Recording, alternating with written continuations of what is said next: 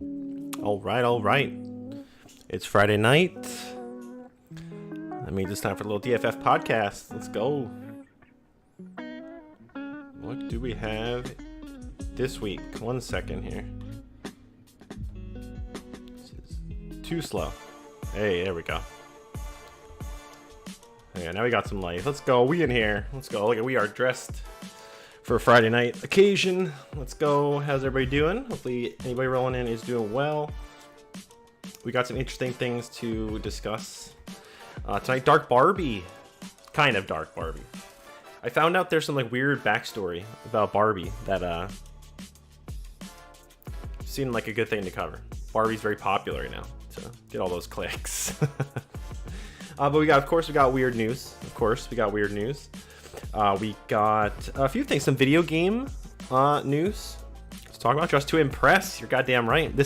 See, when I'm on Twitch, I dress to impress, but here it's a classier crowd here. Thank you, Sneezing. How you doing, man? But yeah, we got some good news. Some wild shit, as always. I just glanced. I found a new site with a bunch of weird news. I did not go through all the stories, though.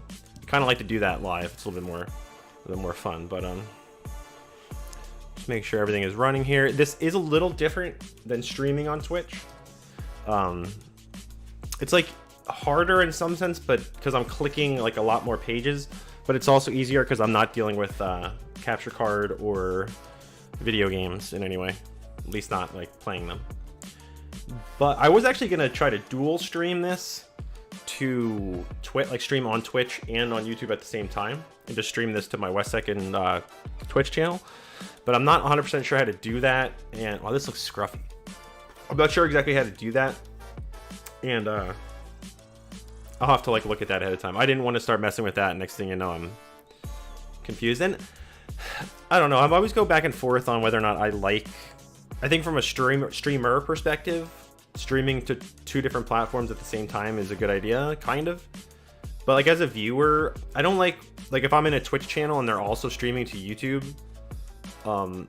At least in my experience, a lot of streamers that I see do that will either start to forget about one. Like I'll go into like streams and be like talking and be like,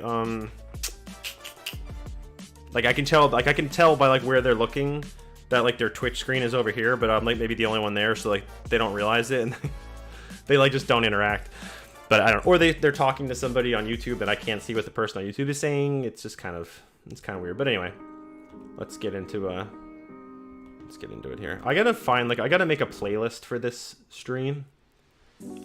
Just have my usual epidemic music, but doesn't always fit as well. It's like gaming is a lot easier to find the right tunes. But so I opened up my YouTube to get it ready to look for some stuff, and I saw this, which I'm curious about. New York Post: McDonald's worker reveals they ignore drive-thru customers who do this one thing. Quote, "I make them wait." And look at the picture. The girl's like flexing and shit. So I'm curious as to what this is. McDonald's workers. Considering I do DoorDash sometimes, I'm curious to know what this one thing is. I forgot to get my ad blocker. McDonald's workers slam drive-thru act done by hundreds of customers as rude. Of course, this is all taking place on TikTok. You can't keep ignoring the car in the drive-thru because they screamed hello as soon as they get there.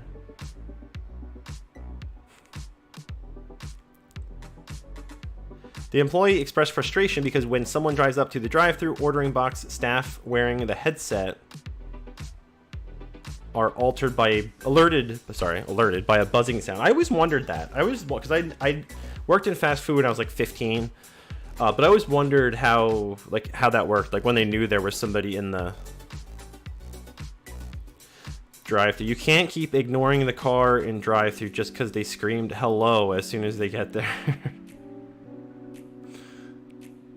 How about just saying 1 second, I'll be right with you. I say hello because I don't know if they know I'm there. I'm so confused.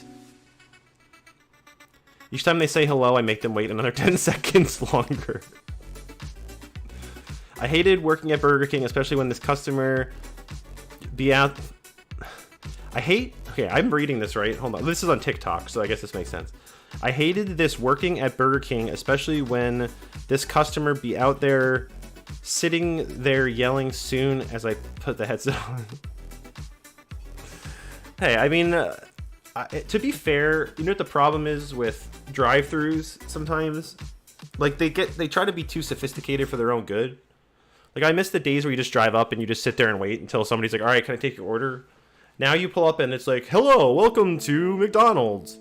May I take your order, please? And you're like, am I supposed to go? And then like you'll start talking, and then like a real person comes in and interrupts you, and it's like, wait, I'm sorry, what can I get you? So I never quite know how to handle drive-through. But you know, the less drive-throughs I go through, probably the better. All right, 50 unbelievable news stories. Now we're not going to go through all these, but copycat, midnight snack, frog.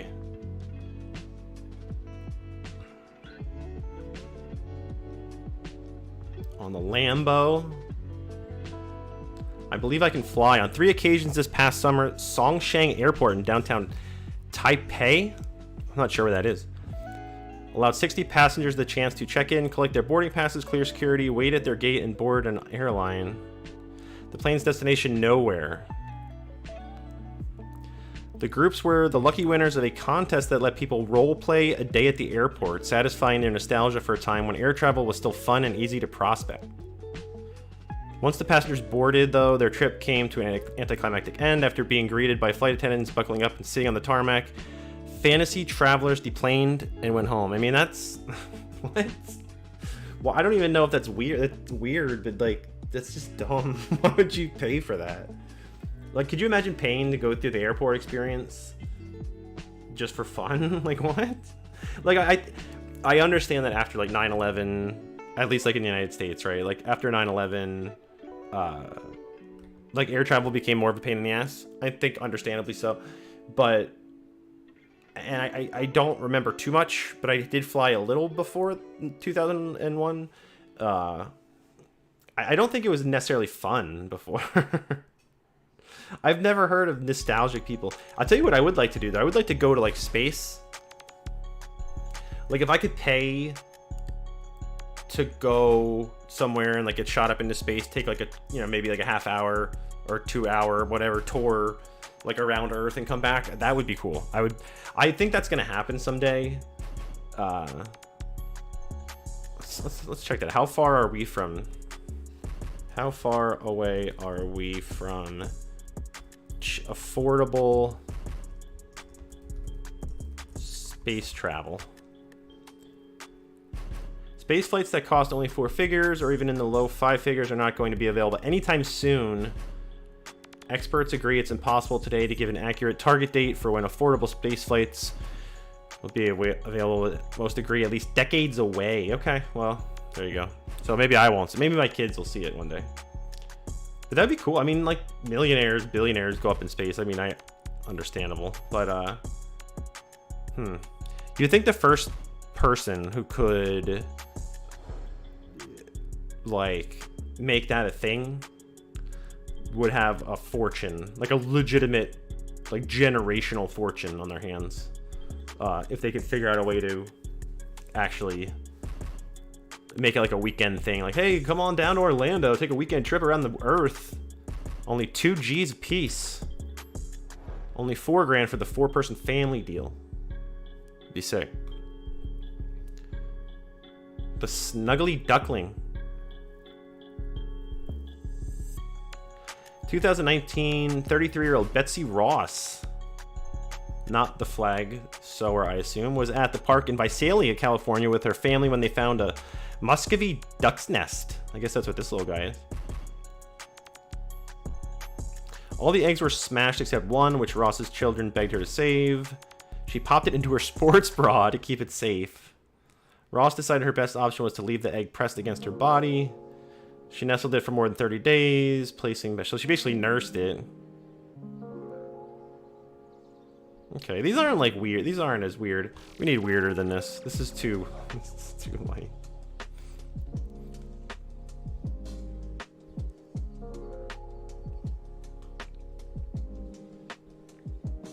Here we go. Weak and weird. Ooh, this is like a whole site dedicated to this. Okay, well, shout outs to Weak and Weird. The whole, I figured there was probably websites and I know there's probably YouTube videos dedicated to this. Look at this. What? Meet Devin Person, a real life wizard who grants wishes on the New York subway. Interesting. Okay, for most of us, ignoring the strange people on the subway is second nature. I've never been. I don't think I've never been on a subway. As a matter of fact, I'm not a city boy.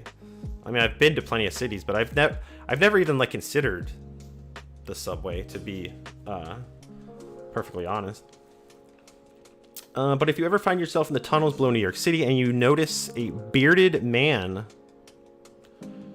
in a bright green pointy hat and matching robe, you should probably go talk to him. He's a real life wizard who grants wishes. I mean, yeah, I will say this. I've seen people like on the street. Like there's street I don't know what this guy, we haven't read enough here, but there's like street performers and then there's like legit homeless people on the street. But I've seen a few that I'm not 100% positive which one is like, I mean, it could be both maybe, I don't know. But like if I'm walking down the street and I see some guy, like especially like in a big city or something, like playing guitar and he sounds pretty good, or like doing something that's actually kind of like, oh, that's kind of cool. Like I'll throw a few bucks in the change jar. Like, I don't, you know, that's cool. A little public performance. Through the use of techniques like hypnosis and ritual magic, Person has made it his life's goal to rechant the lives of New York residents, finding magic in the mundane. Now, I will say, if I see this guy on a subway, I'm probably not going to let him hypnotize me. Just throwing that out there. I mean, I'm sure the person is a very nice guy, but I'm not going to do that. Oh, so there's a whole podcast series about this. Well, here you go. Check this out. If you want to know more about Devin Pearson, the New York subway wizard, shout out to this site. I don't want to just ape all this site's weird news, since that's their shtick. So.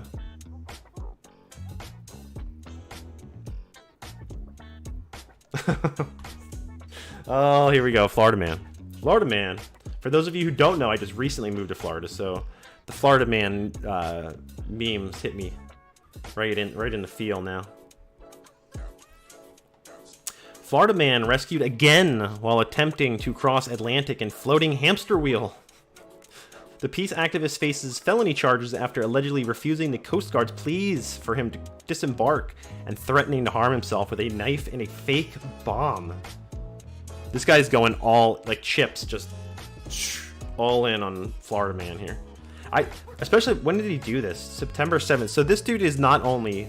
Okay, for those of you who don't live on the East Coast, we're in Florida. There is a, like, major category 5, like highest category. They're saying it might be like the most powerful hurricane, like maybe in like modern history at least, like coming this way. So not only is this moron floating out to sea in a hamster wheel, he's also heading straight for like a massive hurricane. Oh my god, let's see. A Florida ultra marathoner and peace activist is facing felony charges after allegedly attempting to run across the Atlantic in a homemade hamster wheel in his 4th attempt. Reza Ray Baluchi's intercoastal stunt ended approximately 60 miles off the coast of South Carolina.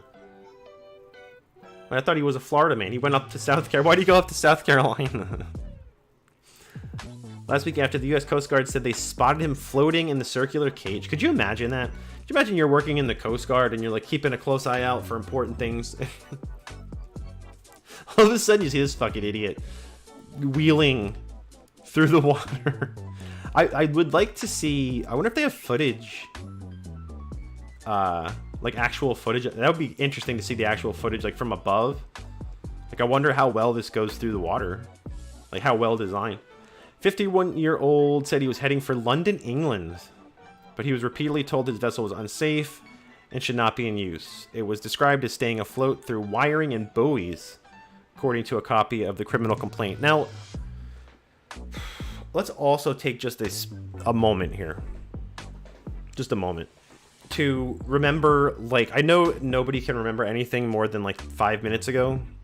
But, like, literally, like, a month or two ago, those guys died in the, what do you call it? The submarine that was, like, definitely not prepared. That submarine looks a lot safer than whatever this is. I mean, he's trying to just float his way and, like, wheel his way to London, like, from South Carolina. Like, I don't, oh my god. Like, I'm conflicted on this, though. I hear me out here. So, whereas the submarine situation, it was the people taking money from, you know, tourists of in a sense, and taking them, like, in a really dangerous mission that maybe they didn't fully understand how dangerous it would be. So I can understand the liability there. Here, if it's just this guy by himself, and I mean, if I get, part of me wants to say, like, let him go, let him do his thing. Maybe he makes it, you know? Who the hell knows? Where's the great American pioneer spirit? Like, let him go. I mean, if he dies, I mean, who's he hurting? Maybe make him sign something that says, hey, if I do this and I die, my family can't sue anyone or something. If they're worried about that, maybe. But, I mean, what's the harm? I mean, this thing will float to the bottom of the ocean, but doesn't exactly look like it would destroy the ocean. So, I say let him go. I really do. Bellucci allegedly refused to leave his vessel, which authorities described as a hydropod, and he threatened to stab himself if anyone tried to stop him. All right, well, now he's kind of going off the rails here. The officer stayed with him for The officer stayed with him for 3 days as he continued to make his way up the coast, during which he also allegedly threatened to blow himself up with a device that was later found to be phony. Good God. Dude, this dude went, like... I was with him here. I really was. I was like, you know what? I feel it. Although maybe I agree with him even more. No, maybe he's proving that he's standing up for his individual liberty rights. He ultimately surrendered near Georgetown. So he made it from Florida. That's why. So he made it from Florida to South Carolina. He was brought to Miami Federal Court, where he was charged with obstruction of boarding and violation of the captain of the port order. See, that sounds like the cops are like, okay, we're gonna arrest this guy, but we don't really know. We can't charge him with trying to use a hamster wheel to get to London. So what do we charge him with? We charge him with obstruction of boarding and violation of the captain of the port order. No idea what that means. According to the court documents, this was Bellucci's 4th attempt to traverse the high seas in the floating craft, with him previously stopped by the Coast Guard in 2014, 16, and 21. Oh, there's a video.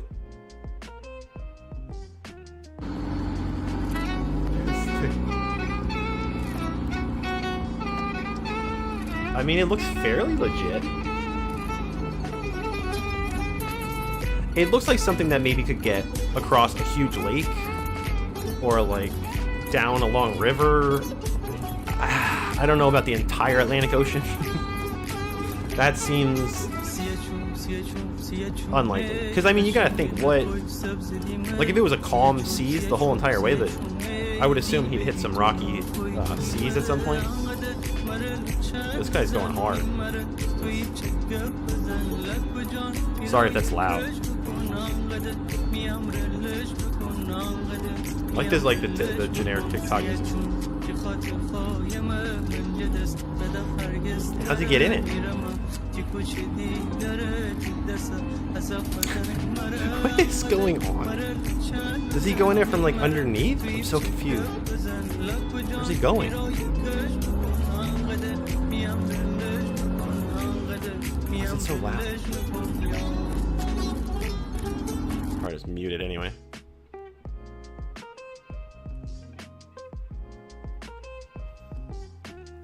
Is he like gonna get... I'm so confused. Maybe that was him just bringing it in. I don't know. Oh, it's him putting it together. Okay. Again, I mean, I think like that's kind of cool in a sense. I mean, it's dumb, but it's kind of like, you know, it's adventure. His first attempt cost taxpayers more than $140,000. Now we get into the nitty-gritty. Now we follow the money. Why are they upset? Let's follow the money here. The Coast Guard said in a statement after they failed attempts to reach the Bermuda Triangle in 2004. He tried to go to the Bermuda Triangle, okay? See, so he's like an adventurer. The law enforcement agency said it provided Bellucci with an outlined series of requirements if he wanted to safely and legally travel in such a vessel again. Okay, so... again, I don't know. Like, so they did give him a chance. They said, here's what you can do if you do these safe, but those requirements were ignored. But again, what were they don't show what the requirements are, which is kind of curious, because like, is the requirement like you can travel on this vessel, but it has to be on another boat or something? Is it like something that completely defeats the purpose, or you know, something completely ridiculous, or so I'd be curious to know what the requirements that they offered him were. But he said, no, fuck you. He was rescued again in 2016 while attempting to travel from Florida to Bermuda, Puerto Rico, Haiti, Cuba, and then back again. His publicist, okay, so he's got a publicist, which is interesting, because like, does he have a claim to fame beyond this, or is this his whole thing maybe? His publicist at the time told the South Florida Sun Sentinel that it was her understanding that the Coast Guard's order was merely a recommendation and not a mandate.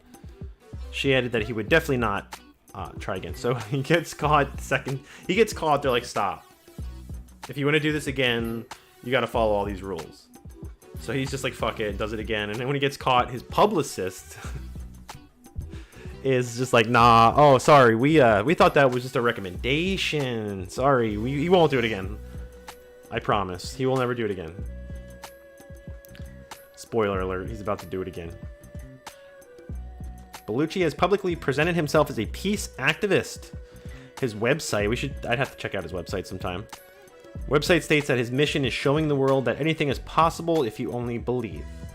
See, I kind of like the message this guy has. I'm not gonna lie. Attorney did not respond for comment. So, I mean... is the dude kind of crazy? Yeah, it seems like it, but is he also, you know? I don't know. I mean, he's just trying to do his thing. I don't know how I feel about that one. It's an interesting story. At the end of the day, I think if he's not doing something that can harm someone else, and it's not going to harm the ocean, like that little vessel falling into the ocean is, I mean, I'm sure far worse things are lost in the ocean. But I mean, I think he should be allowed to do it. Why the hell not? Again, like, make his family sign something that says if he dies, nobody can sue. It's all his responsibility, and let him go. That's what I would do. Maybe he makes it and he becomes an international superstar.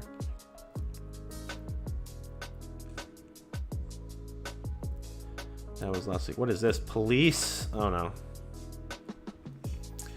Lincolnshire, England. All right, finally, not a Florida man this time. Police rushed to report of a ritual mass killing, but it was just a yoga class.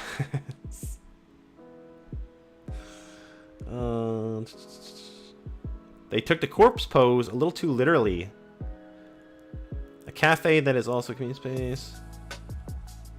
Seascape Cafe at the observatory. The police rushed to the business shortly after a yoga class wrapped Wednesday because a concerned passerby mistook the final resting position for as the entire class was participating in for a mass killing. I mean, you never know, right? I mean, the guy might have just been trying to help. The final pose, known as the corpse pose. Okay, I don't know a lot about yoga, but if it's literally called the corpse pose, you kind of understand why the guy thought maybe they were all dead.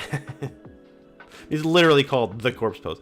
Typically occurs at the end of a yoga class, in which people lie on their backs with their eyes closed in order to sink into a meditative state. The unidentified person reported a mass killing. Having seen several people laying on the floor.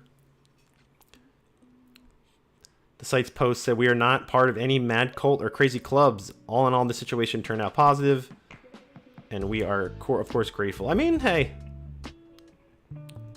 I mean, I guess that's better than, you know? I mean, how many people walk by... Sorry, I gotta change this music. I mean, how many people walk by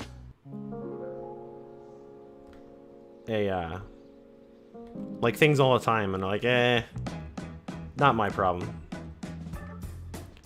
So, I mean, hey, the guy, I guess he must have been, it said unidentified, so he probably called anonymously, but hey, I mean, you see something, you call in, right? Ooh, the alien news. Let's go. I'm always up for a little alien news. We talked a little bit about UFOs last week, but former manager of DOD, which is Department of... I don't know. What is that? What is DOD? Department of... I don't know. Aerospace Threat Program. UFOs are real. Again, I find it so fascinating that forever there was like... The conspiracy theorists thought aliens were real. And then the government comes out and is like, oh yeah, aliens are real. We totally are acknowledging that it's all real. And now, like, all the conspiracy theorists like, nah, we don't really believe you. Something extraordinary was revealed today. Former high-level officials and scientists with deep black experience who have always remained in the shadows came forward on one platform. I would try to gauge, like, who are these people? Like, what's their angle? These insiders have long-standing connections to government agencies which may have programs investigating unidentified aerial phenomenon. Like, now they might go into more detail here, but you can see it's like these insiders, who are unnamed, have long-standing connections to, okay, what connections? To government agencies. Okay, what government agencies? Like, this is an now, again, this is the very beginning, so, you know, this might just be the synopsis here, but very, very vague. Team includes a 25-year veteran of the CIA's Directorate of Operations, okay, Lockheed Martin Program Director for Advanced Systems, former Deputy Assistant Secretary of Defense for Intelligence. Okay, well, fair enough. Today marked the launch of To the Stars Academy of Arts and Science, TTSAAS. Sounds like something else. Innovative public benefit corporation that will advance research, blah, blah, blah, blah.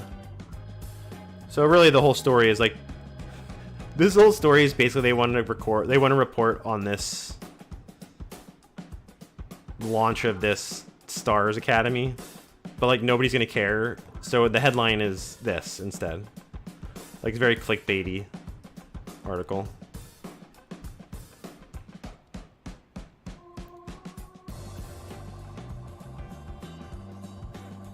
Yeah. Just a lot of speculation. Alright, we'll come back to more weird news. Let's see here.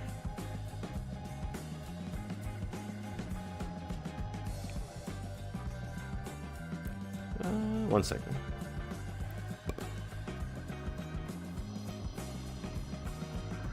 Oh, while we're on funny stuff, let's see if we can find it on here. There's a page, yeah, it's all these. You ever like stumble across just like the dumbest, weirdest like Facebook pages? I don't want to log in, but look up, if you're on Facebook, look up Crab Rangoon memes, and you'll find these are probably all from the page. I don't want to log into my Facebook. But, like, some of them are, like...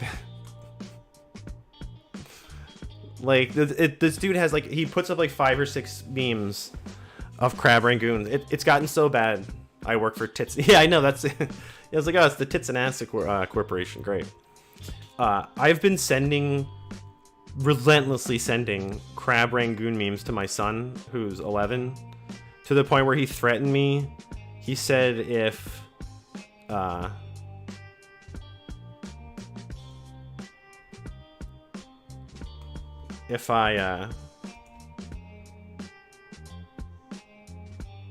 let's find it.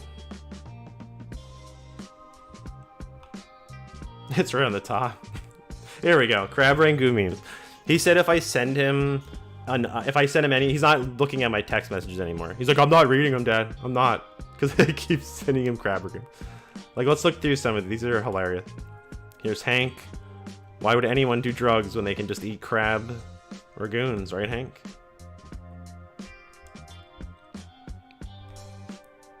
I don't know. And these are the memes that are like, they're so dumb, but then like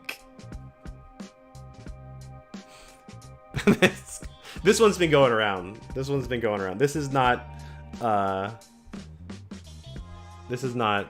this meme has been done like 10,000 different ways. Robin Williams, when you get to the buffet and the Rangoons are hot and fresh, that's the good stuff. So yeah, my son's just been getting inundated with Crab Rangoon memes. And he's not happy about it. Put the store-bought Crab Rangoons in the microwave, see at 3 a.m.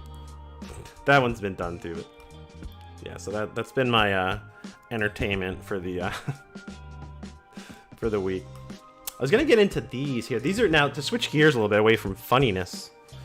We're gonna get all serious and somber for a second.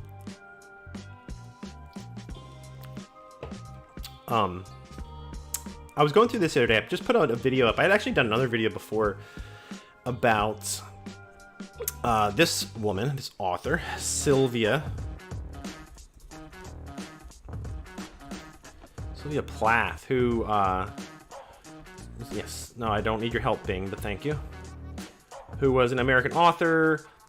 Really, really dark story about her. So the book that she wrote, I'm not sure what all she's written. I know she wrote like poetry and stuff, but The Bell Jar is her most known book, and it's basically like this first-person account of a woman growing up. I believe it's like the 50s, maybe 60s.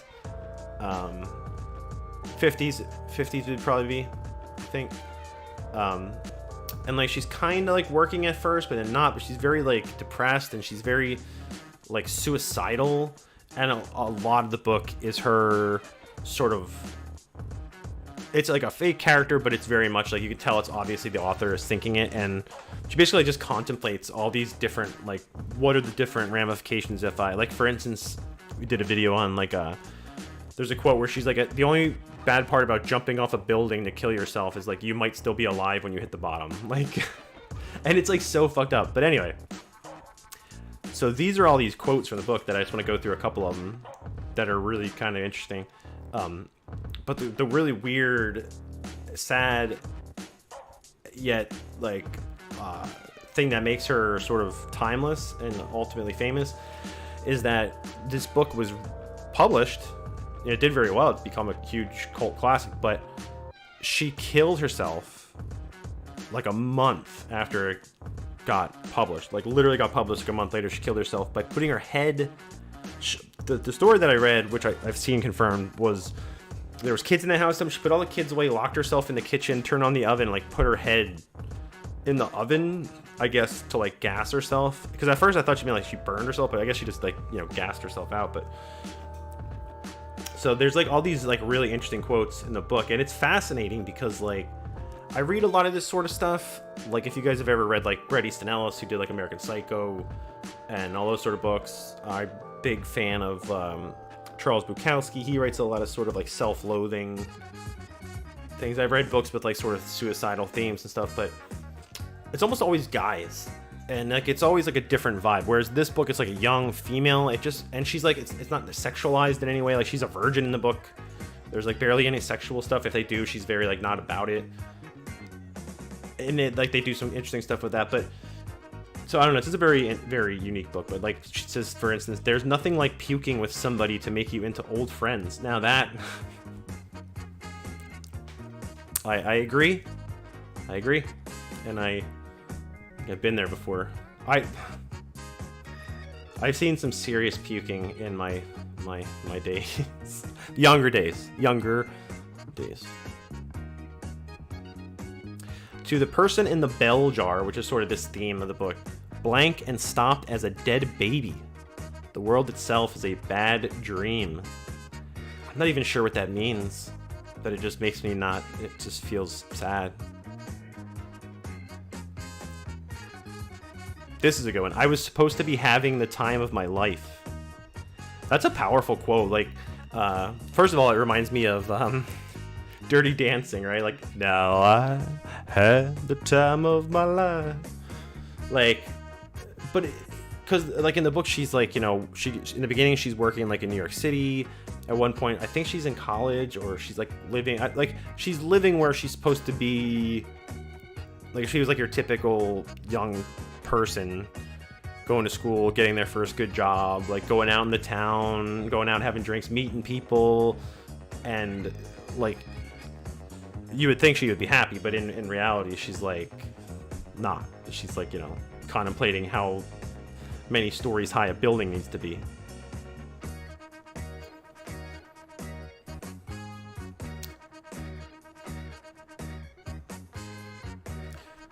But when it came right down to it, the skin of my wrist looked so white and defenseless that I couldn't do it.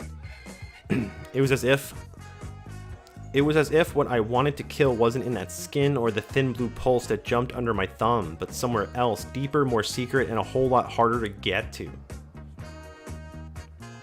That's dark too. Like, see, this is what I mean. So like, there's a lot of this in this book. So it's like she's sitting there, she's like, well, I want to slit my wrist, but I don't know if that's really how I want to do it. And like it's interesting how she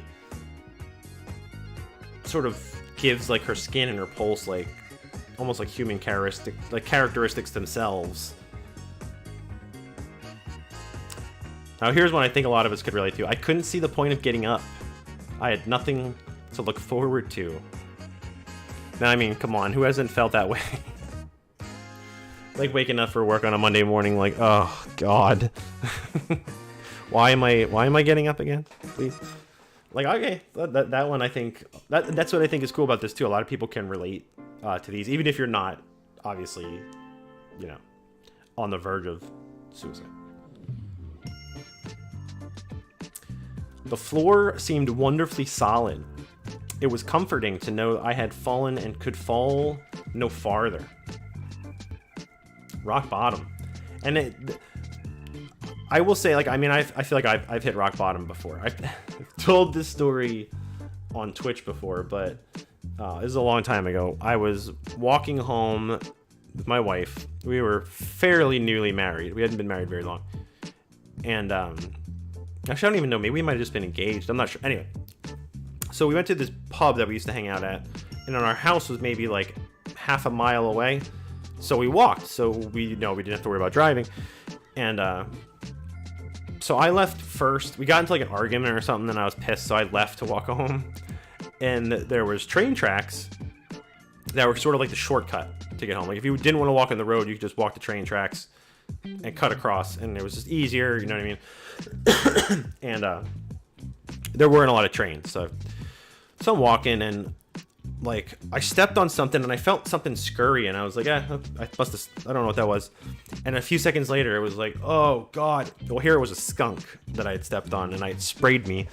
I was soaked all over my shirt. My brand new Heisenberg Breaking Bad t-shirt got destroyed.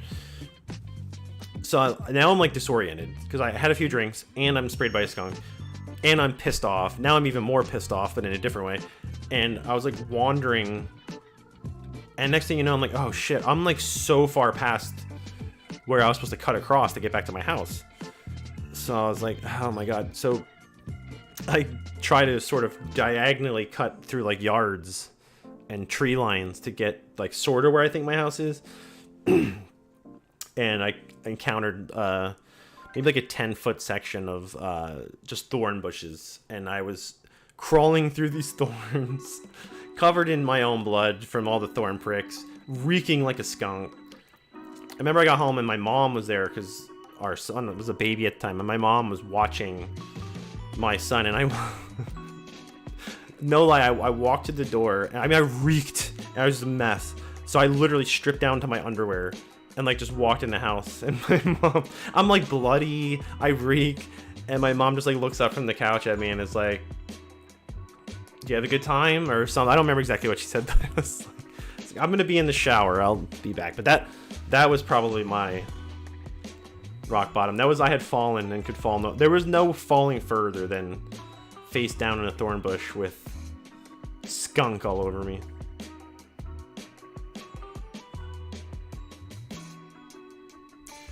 I told him I believed in hell and that certain people like me had to live in hell before they died to make up for missing out on it after death, since they didn't believe in life after death and what each person believed happened to him when he died.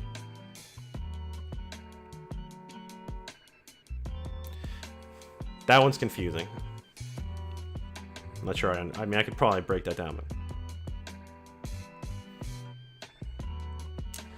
if you love her, I said, you'll love somebody else someday. Okay, that's heavy. That's heavy. That's especially for like younger people. And she's like pretty young in this book, late teens, very early 20s. But I've like had this conversation with like my kids already. It's like you have, it's not even just love. It's like friends or whatever. It's like we just moved to Florida, and like my kids were like they were happy about it, but they were also like, well, we're gonna miss all our friends, and like, you know, like, oh, there's this girl I really like, and now I'm not gonna be able to see her anymore. I was like, trust me, like there's gonna be so many more people. Like you're gonna remember what it was like at a certain age, but you're not gonna pine like for that age or those people like forever. So she's saying like romantically here, I think, but or like you ever get into like a relationship when you're like a teenager and you're like it ends and you're like, oh, this is devastating, and like everybody around you is like, trust me, you're gonna be fine. And you're like, you're 17, you're gonna get over your heartbreak, I promise. Here's the one that we just made a video on. The trouble about jumping was that if you didn't pick the right number of stories, you might still be alive when you hit the bottom. That's a good one. I thought the most beautiful thing in the world must be shadow. I mean, shadows can be kind of cool, you know. Yo, what's up, Jungle Mutt? How you doing, man? Welcome in. Yeah, have you ever heard of this before, Jungle Mutt? The Bell Jar by Cynthia Plath. Earbud just went all haywire. But yeah, there's some wild quotes in this, but there's also stuff that's like very relatable, and the fact that she like literally killed herself like right after this came out just gives it like a very, very, very eerie and like authentic vibe in a way. Like, where was that? Hold on, I had a thing. But like, for instance, you know what it's like, how can I put this here? Okay, here's a good way of defining this. Like, she wrote a lot of stuff. She wrote this very suicidal, contemplating suicide novel. It got published. She kills herself a month later. She becomes a sort of well-known literary figure. She's not necessarily a household name, but like people who read a lot or people who are into this sort of stuff, they know who, like, she's a very common name. Like the Bell Jar picture is at my local Barnes and Noble, like Starbucks little section. They have like the big poster of this right up on the wall. So like it's a very well-known thing. But and I saw like an article where it was like, it's sad that she's always going to be remembered for the fact that she killed herself. And it, on one hand, yeah, that it's sad, you know, but at the same time, it reminds me of like Tupac and Biggie, you know, or Kurt Cobain, or Janis Joplin, or was it Jimi Hendrix? I don't remember how Jimi Hendrix died. Did he die of an overdose? Jim Morrison, right? All these rock stars, rappers that either OD'd or killed themselves or, got gunned down in fucking city streets in the case of, like, Tupac and Biggie. Like, if you take that away, do you think they would still be as popular? Like, because I grew up, I love, like, Tupac, Biggie, I loved gangster rap, I love all that 90s stuff. That whole beef was epic till it wasn't. But, like, you wonder sometimes, like, what if that would have never happened? And, like, it's, 2023, and, like, oh, a new Tupac single dropped today. Oh, isn't that fucking guy retired? He's got to be, like, 90, bro. Like, I don't know. Like, I'm sure them and their families would have rather than not been killed. But I think throughout all of history, nothing makes you more famous than death, right? Nothing makes you more celebrated than death. It's even like sports. Like, there's, like, athletes, right? That, nope, you're never getting in the Hall of Fame. Pete Rose, for those of you who don't know baseball, Pete Rose has more hits than anybody in history. Ever. And dude's like first ballot Hall of Famer. Hall of Fame, if you don't know for sports, it's like the top tier players get put in, like, the Hall of Fame. Like, they get the honor of being in the Hall of Fame. Like, top, like, 1%. Maybe even less than that. But anyway, so he got caught gambling on baseball. So he got banned from baseball, banned from the Hall of Fame. So to this day, he's still not in the Hall of Fame, even though he leads the league. The guy with the most hits of all time is not in the Hall of Fame. The guy with the most home runs of all time is not in the Hall of Fame. And I think there's more. But the point being, you watch, though, the day that as soon as those guys die, they'll put them in the Hall of Fame. As soon as they die, they're going in. Especially if it's like a sad death. If they just grow old and die, they'll eventually do it. If they die in, like, cancer or any sort of bad, like, they're right in. So, is it sad that this author, Sylvia Plath, is sort of immortalized because of her suicide? Of course it's sad. But at the same time, it's sort of a recurring theme that you could probably find examples of this. Well, I mean, geez. I was not trying to make a pun. I almost said, like, Jesus, think of...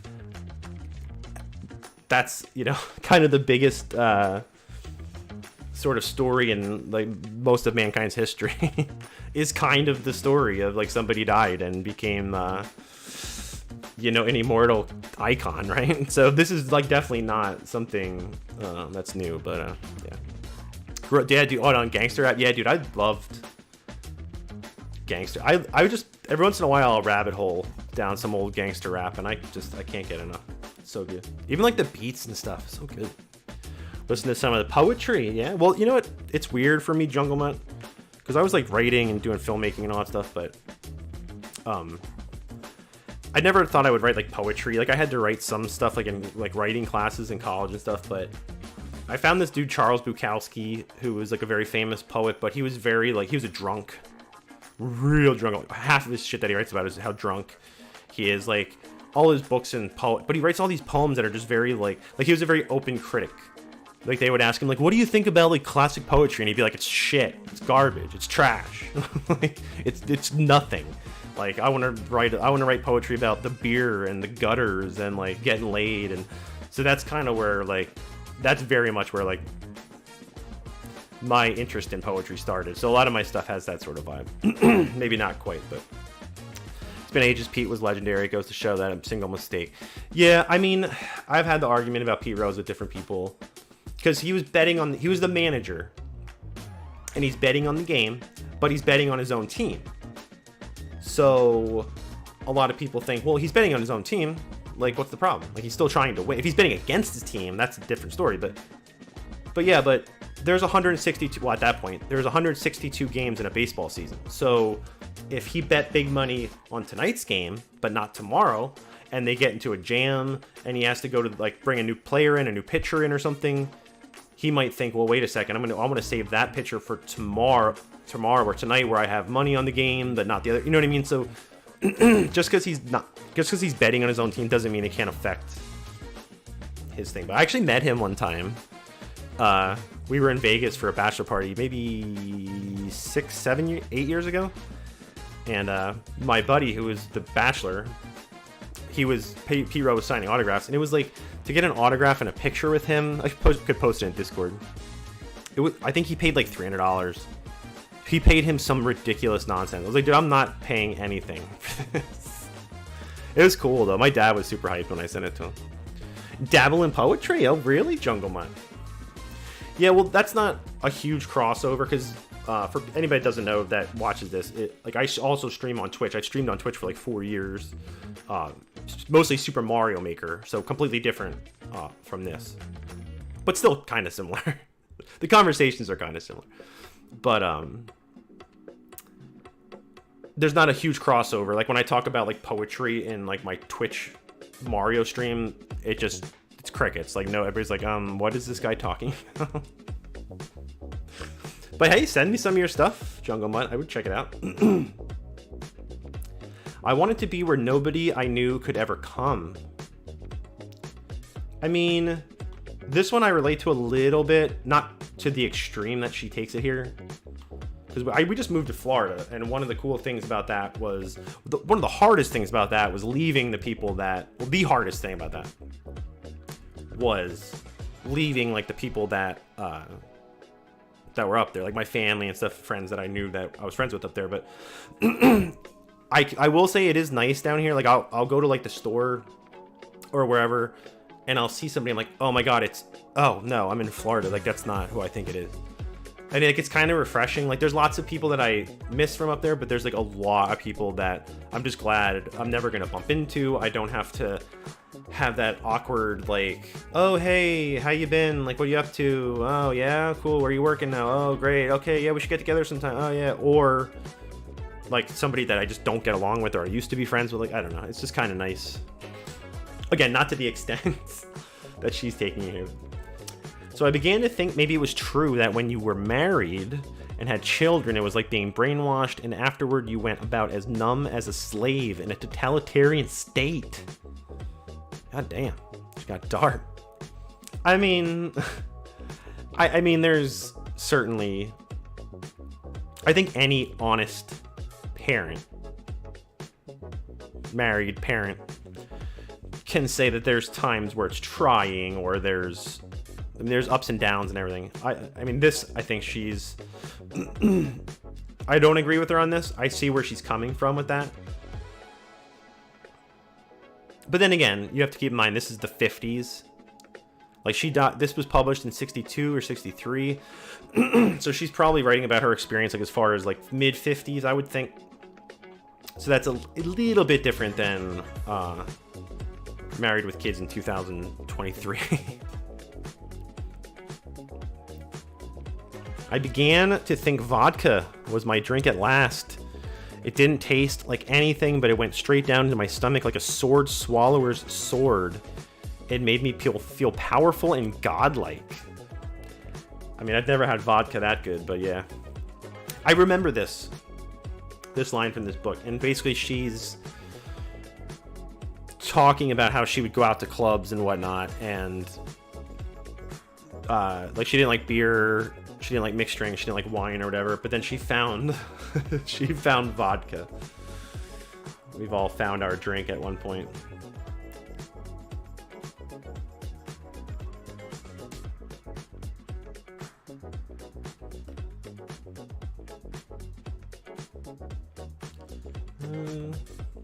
Here we go. The thought that I might kill myself formed in my mind coolly as a tree or a flower.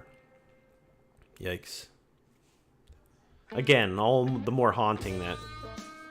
Like, to go back to the Tupac and Biggie scenario, especially Tupac, who I consider like a modern poet, to be honest. You know, I think that's like considered poetry, right?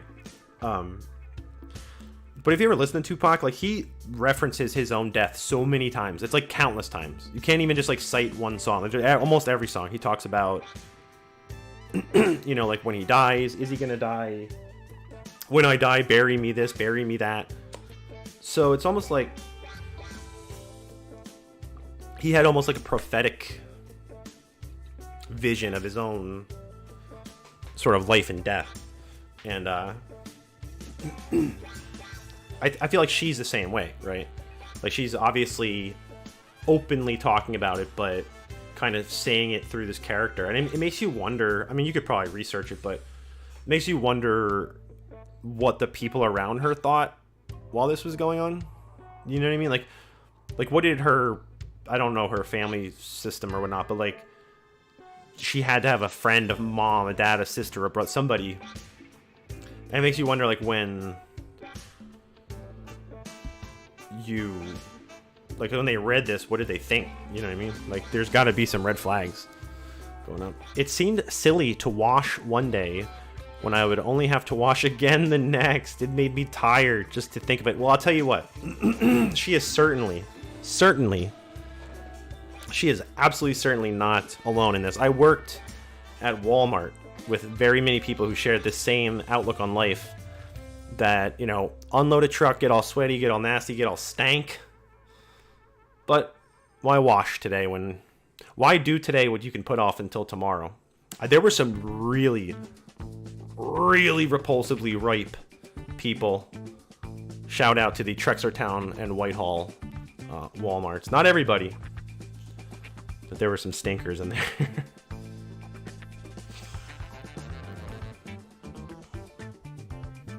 This one's kind of interesting. I wanted to tell her that if only something were wrong with my body, it would be fine.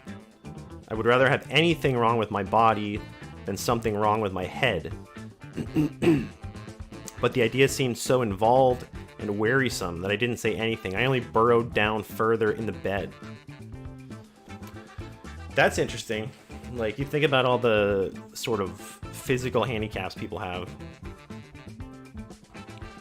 and how a lot of people would probably jump at the chance to be as lucky as to just have a solid brain. But this reminds me, I saw like some videos recently about like people who were like, not to get into any sort of political commentary here, not that I'm against that per se, but that are like identifying. Now I know it's a small group, it's not a huge amount of people, but there's like been a few cases, and I don't want to say too much because I would want to look it up to say the exact things, but I know I've seen some cases where like people are saying like, well, I feel like I should be this, or like, so I need to cut off my arm. There was one girl on a talk show that was like, she blinded herself and was like, I identify as a blind person, so she like blinded herself. Like, that's, and then you like on the other end of that spectrum, you have somebody here who's like, man, I wish anything, I had anything wrong with my body, I'd be fine. It's not my brain. Then again, if you're blinding yourself on purpose, I think you might have something wrong with your brain that you probably need help, mental help, like not in like a joking way, but like you need to like probably somebody to help you for real. Here's a little writer's tip maybe. At this rate, I'd be lucky if I wrote a page a day. Then I knew what the problem was. I needed experience. How could I write about life when I'd never had a love affair or a baby or seen anybody die? A girl I knew had just won a prize for a short story about her adventures among the pygmies in Africa. How could I compete with that sort of thing? So that's interesting. That's really interesting. I am nowhere near, how can I say this? I'm nowhere near successful enough at writing to be asked questions like this, like about to ask, or to presume to know the answers to certain questions about writing. But if somebody were to ask me, or in the future to ask me, like, I'm 20, 19, 18, whatever, just out of high school, and I want to be a writer, what should I do? I would say study writing, but live your life. And that's kind of what she's talking about here, like, because if you just go your whole life living in front of a computer screen, in front of even books, you know, like, you got to get out. You know, it doesn't matter how many classes you take on writing, it doesn't matter how much you practice it, but like she's saying here, like, if you don't really have anything to write about, then what do you write? So like, she defaulted to writing about her misery, basically. Like, it's kind of interesting. you can always tell, like I don't know, and I think that's one of the things I really like. I always have a hard time describing exactly the style of like books that I like, because I like I said, Easton Ellis, Bukowski, like those sort of things. I think part of what it is, like, there's an honesty element to it, that even like when the character's doing something, even when a character's not them, like it's not supposed to be them, it's not, even when it's not written in like first person or whatever, like you just get the idea that the writer who's writing this has either experienced this directly, or they were there while someone else was experiencing it, or I don't know, something along, like it's a real experience that they're writing about. And then I've read plenty of books, especially like newer ones, not to hate on like new stuff, but like a couple of books I've read lately that were like, oh, this is good, but nothing in it felt honest. Nothing in it felt, it all just felt like characters doing things, which sounds kind of silly way to criticize a book, but like, I don't know, nothing felt like, oh, this feels like a real struggle that the author had, or oh, this is like a real situation the author found themselves in. It just feels very college creative writing class, kind of, if that makes sense. But all right, let's see here. All right, I want to change gears. To say on a sort of serious note, I did want to look at something real quick. Now, I don't know if you guys remember, it was a few years back, there was a explosion in Beirut. Do you guys remember that? And I remember seeing the video, like a video clip of it. And anyway, so basically I was rabbit holing. I was watching like a Godzilla trailer the other day. There was like this new Godzilla trailer, and let's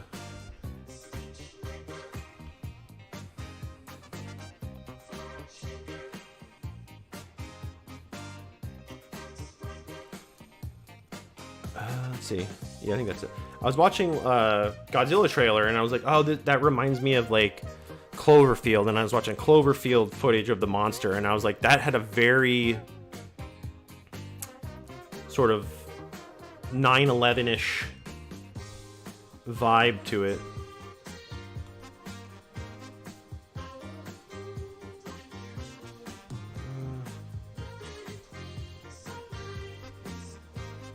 And anyway, so I was like, oh, what other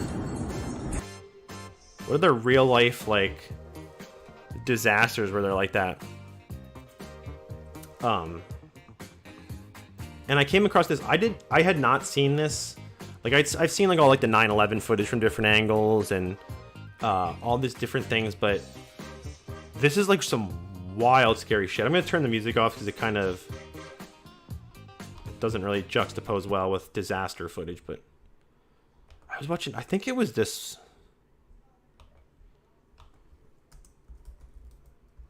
let's see, Maya's Ghibli. Wait, what's that? Jungle Mutt.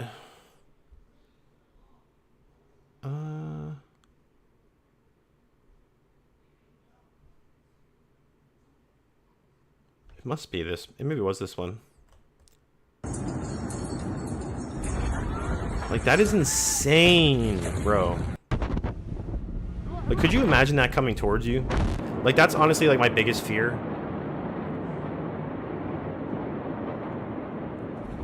Like, that right there is my biggest fear. Like, no shit. I have dreams about this, like, all the time, where...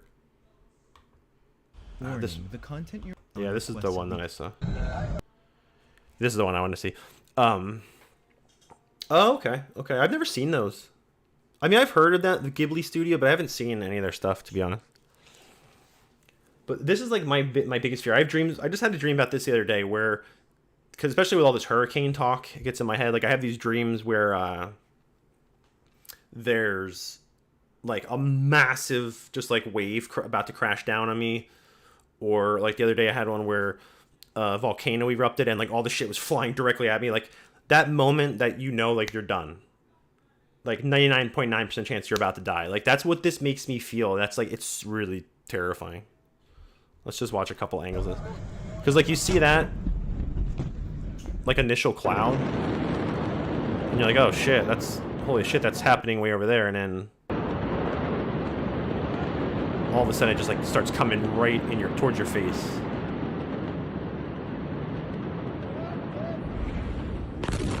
Like, that's fucking crazy. TSAR. Okay, let's look at that one next, Jungleman. Like, what I don't understand is, I mean, these people with the cameras that...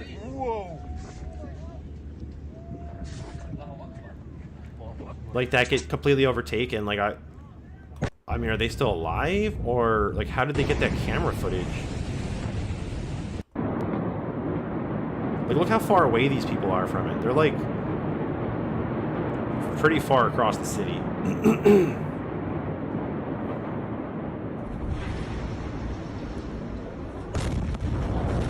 Like, that is, like... that is some terrifying shit.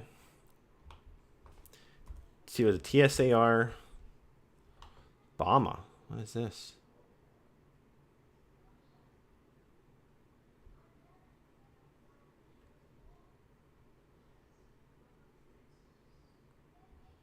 This is a TSAR bomb detonation? Is this it?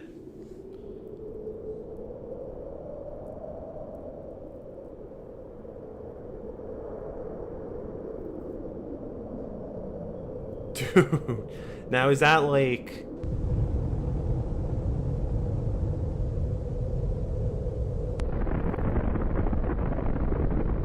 what is that compared to, like, a nuclear bomb?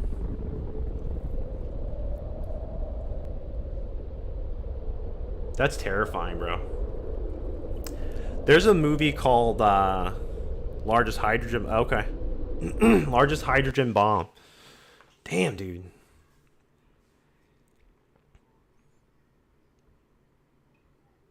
Hey. Hey. Look at it, like, it changed. Like, look at that. Look at how it looks. Like, look at that scene right there. And then, like, what it does not even like the same planet. There's a movie called Threads. I don't know if anybody's seen, but I think it was in the 90s. It was made, maybe the 80s, maybe the 80s. It's definitely like a Cold War deterrent of sorts, where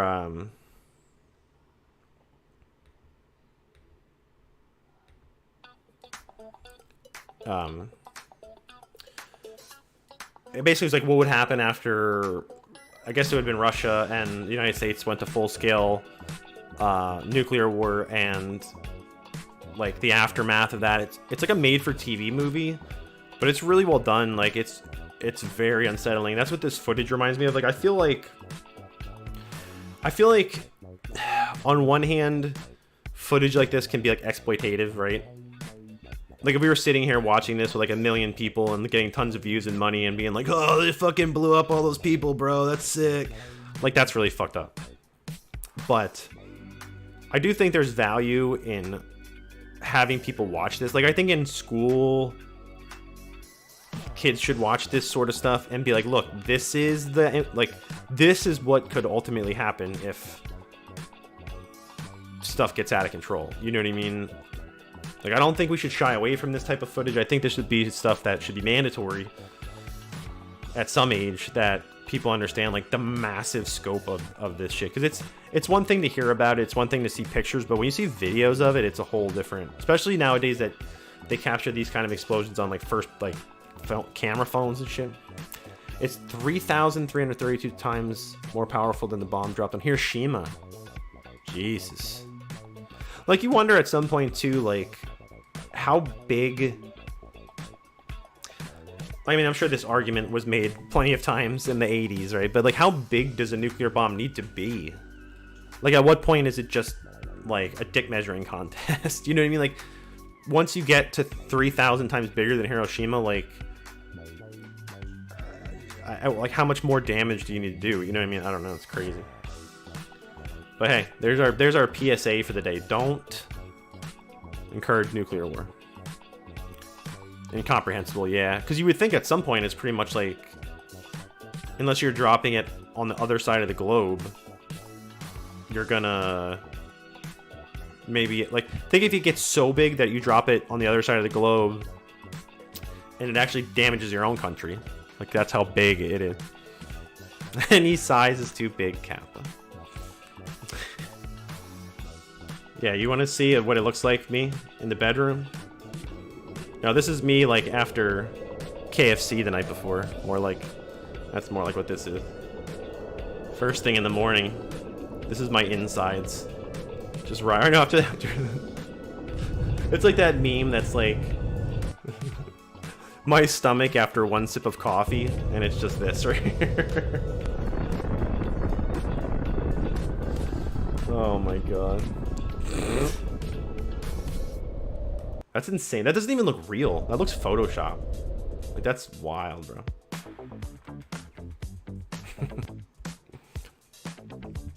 A midnight Taco Bell. Yeah, that is, right?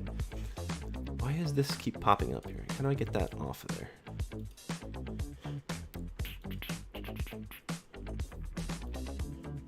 Sorry, I'm just looking at something quick.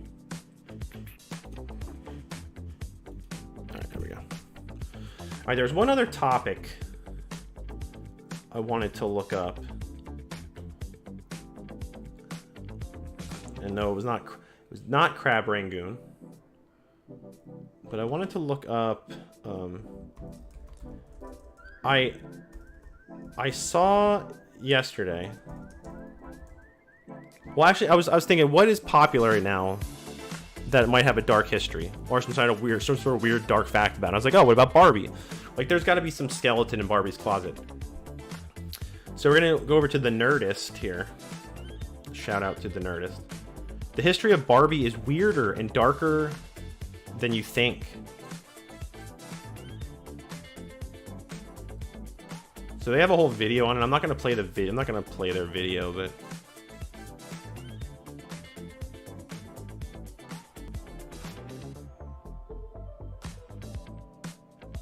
here we go. Time Magazine. I like when you can actually find articles nowadays, not just everything doesn't have to be a video. Oh boy, okay. Let's scroll up a little bit there. I'm not sure what was going on. Okay, hold on. I don't know what that ad was. That's not my ad. On the bottom there.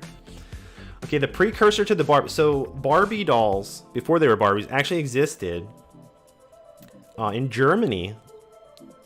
In 1952, the inspiration for America's most famous doll was a saucy, high-end call girl named Lily. So Barbie actually started as a call girl, a German call girl, high-end at least, give her that. First created as a comic strip in the Hamburg newspaper, the Bild Zeitung. The Bild Lily doll became so popular that she was immortalized in plastic. She was sold as an adult novel. So this Barbie, the original Barbie, was sold like in cock shops, basically. Was sold in adult material. Now you have to understand, for context here, for those of you who might be a little bit younger, or even not, like even if you're like 30, not that 30 is not young, just saying, but this was before the internet, right? This was like way before the internet. This was like, what, 1952? So you're talking like, I mean, TV was even, you know, sort of in its infancy at this point.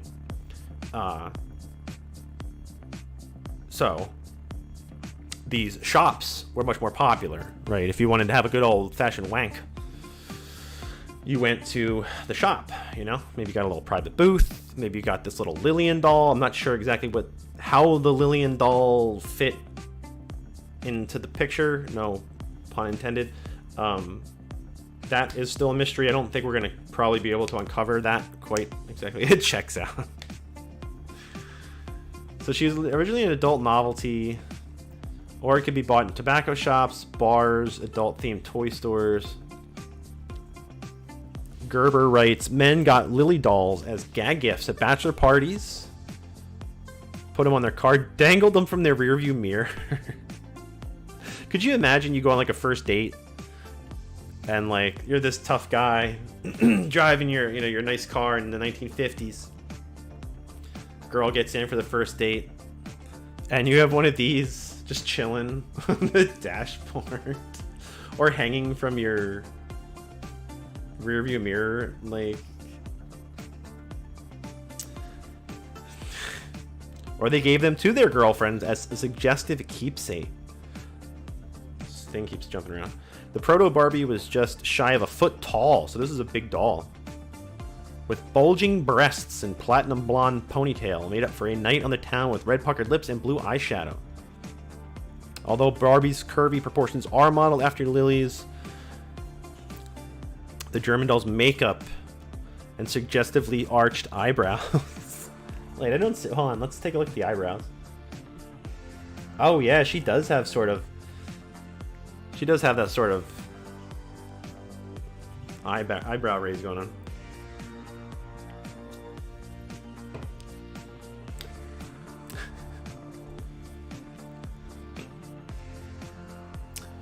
The dolls also have tellingly different feet.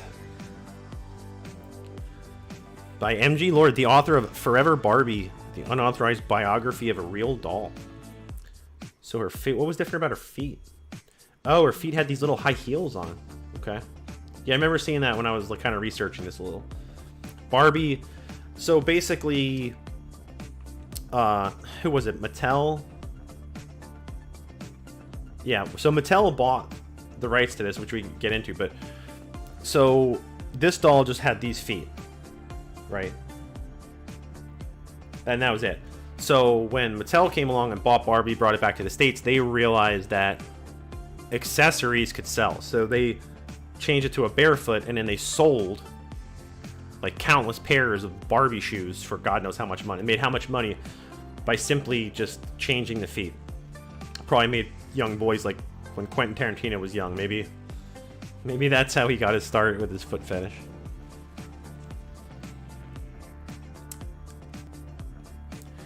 So in the comic books, Lily was witty, irreverent, and sexually uninhibited.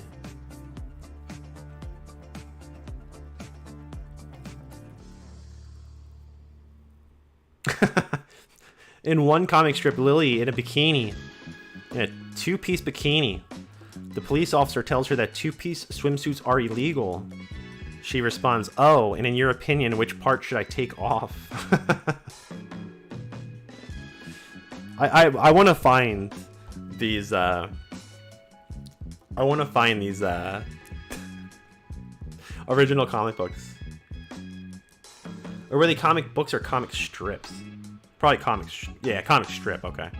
Another kind of lost art, like. Not to get all too nostalgic tonight, but used to have the newspaper and you would actually read like comic strips, like Far Side, and a lot of those things were the comic strips. I don't even know if those are those even a thing anymore. Like I don't really read print newspapers, maybe online. I don't know. Message me on Discord. My writing is a bit rudimentary. Hey, it's all good on Junglement. The only way to get better is to keep writing, man. I've been writing for a long time. My thing was that I used to always write everything in script form because I really wanted to be a filmmaker. And I loved writing more than anything, right? Like I like the writing process more than anything. So when like at one point I remember thinking like, well, filmmaking is getting to be kind of not fun anymore. And expensive and stressful and hard to do and unreliable people and like not all of them, but a lot of them. And then I remember thinking one day, like, why don't I just write? Like, write, not for script. So it actually took me a while to sort of switch the style to, like, traditional writing. But I like it so much more than screenwriting. Still have the books, Far Side. Calvin and Hobbes was a good one. What were some... Far Side... What was the one with the family? I forget what that was called. It had, like, the little kids and stuff. But especially like Far Side and some of those, it was literally just one picture. It was like a one joke. It wasn't like a whole build-up, which is kind of cool. Lily dolls were soon coveted by children. They caught the eye. Oh, here we go. So at one point...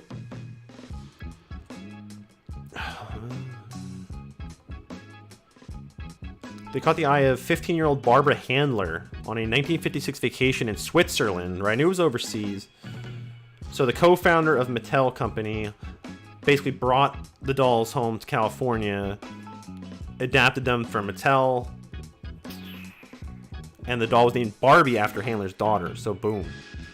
Family Circus. That's the one I was. That's the one I was thinking of. I like that one. I haven't seen those in a long time. By 2019, Mattel had sold more than 1 billion. Partly cultivating its wholesome image. So it's really interesting. It's interesting too. Here they talk about how Barbie was undeniably sexier than most dolls of her time, but not sold in sex shops in the United States, for better or worse. Interesting. But yeah, this goes to show you, honestly. Oh my god, I hate this thing. This goes to show you that, like, almost anything on the internet, this is like one of my favorite things to do, especially for this channel, is to just look like, take anything that you see like this. Barbie. What's popular? Barbie. What else is popular? I don't know. Anything. And there's always some dark, and this isn't super dark. This is just kind of interesting. Just the fact that the original Barbie was in sex shops and dangled from suggestive men's rearview mirrors, I find a little bit interesting. Sorry, give me 1 second here.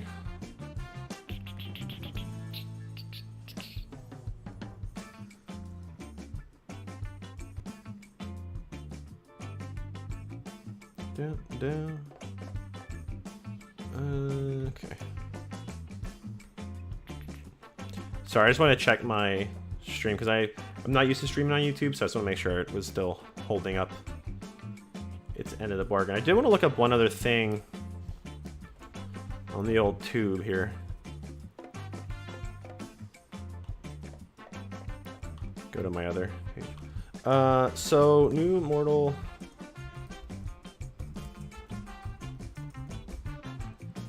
So, I did not watch this trailer yet, but I saw that Mortal Kombat 1 is going all in. I made a video. Go check it out on the channel right now. Go drop a like on the video right now. About Sweet Tooth from Twisted Metal possibly joining Mortal Kombat 1, which is interesting.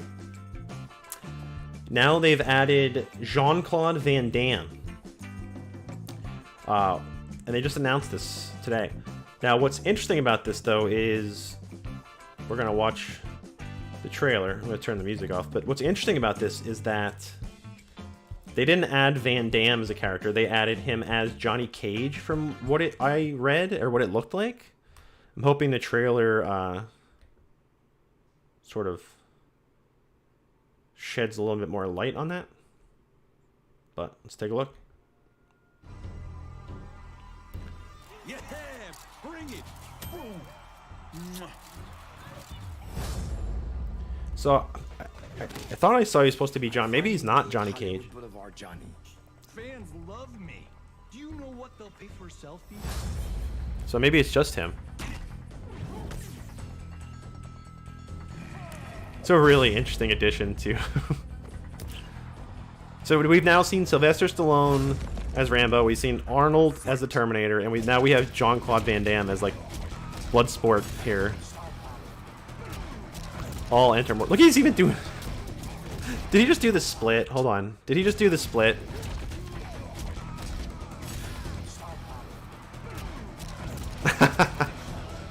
That's perfect. That's perfect. This looks cool. I'm on the fence about this game. I told you Madame Bo would be a tough negotiator. Yeah, I wish she was my agent. Doesn't super sound like him. I'll tell you what, his moves look very Van Damme-ish. I mean, obviously some of the more outlandish ones don't, but...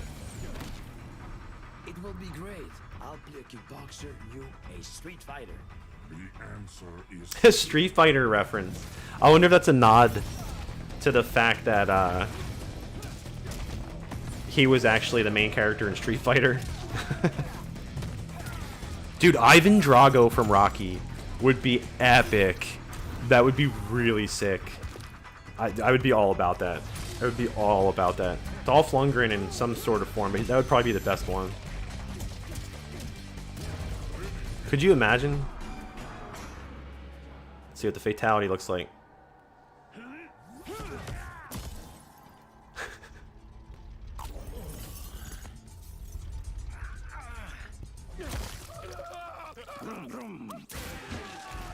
It said Topsy! Did you hear that? You old school Mortal Kombat fans. Listen real close. Whoopsie! That's a shout out to... I know Mortal Kombat 2 had that. I'm not sure why Scorpion is in the shot. Oh, Jean-Claude Van Damme's skin for Johnny Cage. So he is Johnny Cage. Okay. Okay. Yeah, dude, that's exactly... That's exactly what I was just going to say. I must break you. And then... I mean, the character writes himself. Because he says, I must break you. And then, like, after the fatality, he says, if he dies, he dies. I don't know, I mean, Creed 2, he has a lot of good lines. He's a very much more fleshed out character in Creed 2. And in a way, he's almost more scary feeling, but more relatable in Creed 2. But anyway. Like, not to get on this whole Rocky tangent, but in Rocky 4, he's basically just like a cardboard cutout. Whereas like Creed 2, he's very like nuanced. And there's a scene where Rocky's like in his own little restaurant and Ivan Drago walks in and they're like face to face for the first time. And it's like, that's like my favorite scene in the whole movie. It's like, it's not action, but it's like very tense. I have this stupid like, hold on, let me see if I emote here. I'm trying to get the like, the little emote thing is like right over the words. It makes it hard to like see the comments. I'm such a noob to YouTube. Did you see the Meat Canyon parody? The Meat Canyon. I can't see it. It's like hidden behind this stupid. Hold on. Maybe if I pop out chat.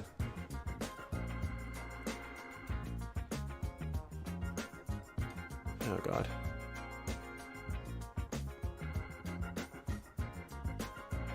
Now I'm just spinning. There we go. Ah, there we go. Okay. That's better. Meat Canyon XQC parody. I have not. What is that? Junglemutt. Is that something that is safe to pull up?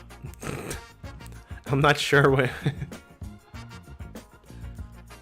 I'm not sure about the Meat Canyon aspect of things. That's cool though. I don't know if this is paid DLC. I do think it's really weird that and we just got it. I just made a short on this channel, sort of reacting to the fact that they announced there's no Zelda Tears of the Kingdom DLC plans. Like that's not going to be a thing, and why I think that's actually kind of cool, and why that's actually kind of a good thing. Because Nintendo knows they made a full game. They don't like they put all their ideas into the game. They don't necessarily need to squeeze the consumer for more money. Whereas like the absolute other end of the spectrum of that is Mortal Kombat. They just gouge you and gouge you and gouge you. Like this game is not even out yet, and they've released like multiple DLC characters that are going to be available. Like, here's an idea. Just going to throw this out there. How about if you beat the game with Johnny Cage, you get the Jean-Claude Van Damme skin? What if you beat the game on Expert, you get the other DLC character? Like, the fact that they're literally putting out paid editions before the game's even out is just wild. Like, that's wild to me. Like, they're not even hiding the ball anymore. They're just like, you know, we're going to gouge you for money. It's going to keep gouging. And I wouldn't have a problem with it if it was like the Fortnite model. You know what I mean? Where it's like the game is free, and maybe you get like the basic 4 or 5 characters. Like say the game's free, you get like Scorpion, Liu Kang, Sub-Zero, whoever else. And then if you want to play as Johnny Cage, as you want to play as this other character, you can pay like a couple bucks to get them. I'd be fine with that. I really would. But to charge full price for a game and then immediately have content out to buy more, it just seems really I don't know. It seems shitty. Meat Canyon does sound a bit... It's a cartoon. Okay. Meat Canyon... Do I type XQC reaction or just Meat Canyon parody? What am I looking for here?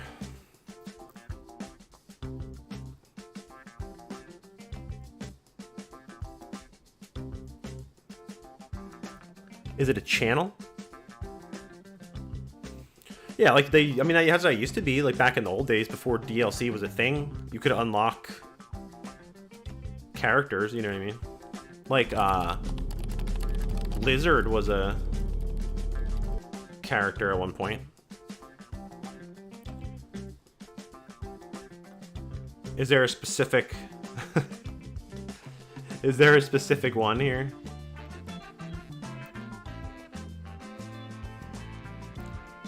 Tragedy of a reaction stream. Okay. Oh, yeah, that looks like... Hold on. Let me, kill the music. I'm not quite as fast on here. I have a mouse for my laptop now. So when I'm streaming, I gotta use the little hand pad, and it's tricky sometimes. Tragedy of a reaction stream.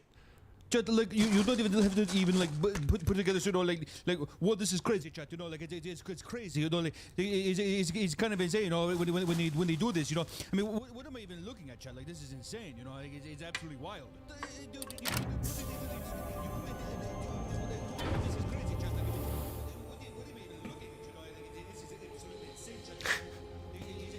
What's happening? Why don't we just take some here and leave? You could spot us at any time. If we're gonna do this, we should do it right.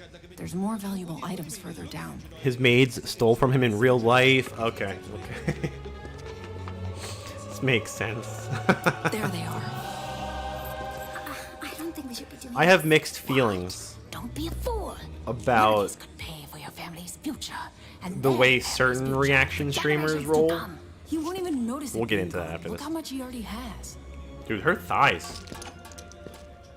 Thick, bro. I mean, we're reacting right now, so I'm not against. I don't mean I'm against reacting. What the fuck? This guy's scary, bro. Oh no! You clumsy idiot! Is that supposed to be Grab the treasure. Let's XQC? get out of here. I know who that is. I don't know his content very well. Someone's trying to steal my treasure. They're not, I mean, it's crazy, but you know, not that I need the treasure. You know, it's my treasure. You know, like it's my gold treasure. You know, like people like I don't really need it or anything. Like it's crazy, but you know, I got to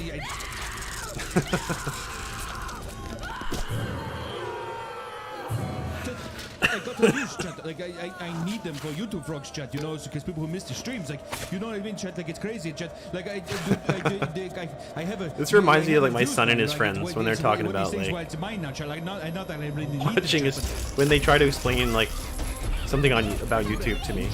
This is what they sound like.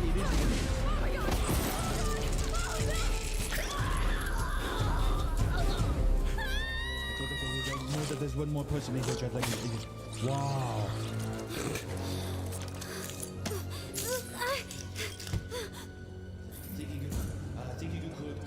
You could come into my treasure vault and get away with it, chat. Wow, that's great. Dude, this animation style. I have to watch more of these guys' videos. Shout out to Meat Canyon. Nowhere to run, chat. Go check out their There's channel. nowhere to run. So don't even try running because you won't even really come to get past me, chat. You will pay for what you have done. I don't even need this gold, chat, but it's mine. I need to look up Now, this give whole me your story. eyes. I will take your eyes. Just like your friends, I will take your friends' eyes. I will take your eyes again. I will do it again, chat. You will join them soon enough and be here forever to stay with me. And I. This is crazy, chat. If I could just find it. It sounds like him. Use chat. Then maybe I could find it. Where to go, chat? Wow, chat. Wow, chat. This is wow. I'll have to watch some of his videos sometime to see the comparison. Meat Canyon. Well, I'll tell you what, Meat Canyon just earned my subscription. There you go. Follow me, Kenyon. One thing like with doing a stream like this, as opposed to like the video game stuff on Twitch, like it's different. It's different just playing like a Nintendo game and like whatever. I'm not gonna every stream be like, go check out Nintendo, go support Nintendo, check out Nintendo. But I'm still sort of new to some of this style of streaming, so like I really try to not just take other people's shit and just replay it, but try to give credit where credit is due, if that makes sense. But that's one of the things I was gonna say. I've seen like some debate about that recently, like with React streamers, like some of the really big ones. Now again, they've made themselves the career. I'm not hating by any means, but I've seen some like the really egregious like examples of it where like, and I'm not gonna say any names. I'm just a little nobody. I'm not gonna start name dropping people or anything, but to try to generate anything. But like they'll just put on like somebody else's video and like leave the room, sit there, like eat a meal, like minutes go by, 20 minutes go by, 10 minutes go by, like they don't even say anything. They might like nod or like, oh yeah, oh, like that's so. Because I was watching some videos about people with, and I'm like, well, who really care? Like, who does it really care? Like, it's just giving the person whose content it is more exposure, right? But not really. Because there was a site that like listed a bunch of examples of it. It's like, so somebody will come out with a video, it starts to go viral, and then like the bigger reaction streamers will basically reacting to this video and like use the exact same title, like we're reacting to this, and then suddenly the views on the initial video drop and they all go to this bigger streamer. So it's like they're basically just combing. I mean, everybody does this to an extent that makes like YouTube videos, like they comb for content they can comment on or talk about, so that's kind of built in. But to just like literally just play their videos as your own content, like that's kind of, I don't know, I don't like that. That's kind of shitty to me. But that's my little, we're gonna end as I step down off my little streamer soapbox. But this was fun. This was episode 2, so we're gonna keep going. I know it's a small chat, but thanks to those of you who were hanging out here tonight. Anybody that didn't chat, thanks for hanging out. Jungle Mutt, thanks for chatting, hanging out. And sneezing, I don't know if you're still lurking back there with your pants around your ankles, but yeah, and I'll check out that stuff you send me, Jungle Mutt. I gotta learn how to like raid on YouTube. I mean, it's not super necessary when there's like 2 people, 3 people, but I would like to learn how to raid and start like raiding other people who are live. But I'm still out of my element in YouTube. Like on Twitch, I know exactly what I'm doing, but we'll get there. So this was 2 weeks in a row, Friday night. So I'm gonna try to maybe do one again next week. I do want to try to jump on Twitch again. I was even thinking about maybe jumping on tonight yet. I don't know, we'll see. But yeah, if you guys are watching this in the future, thanks for watching. So yeah, hopefully we'll be back on maybe next Friday, we'll see. But yeah, I have a community tab now, which is cool, so I can also post on there when I plan to go live, I suppose. But yeah, until next time, all y'all, stay dark and stay weird. Be safe. Don't let the Florida man get you. Take care.